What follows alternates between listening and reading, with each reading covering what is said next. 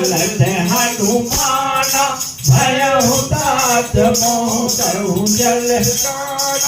अब कहूँ कुशल जाऊँ बलिहारी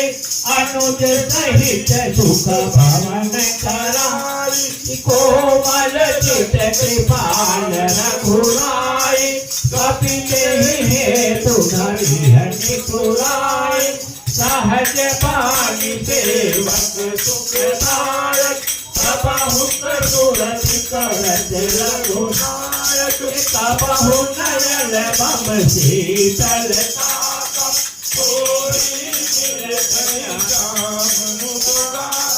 बचन नयन भरे पारी आहनाथ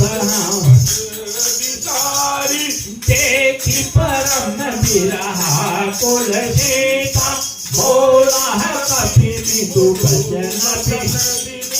मातु पिता अनुज समेता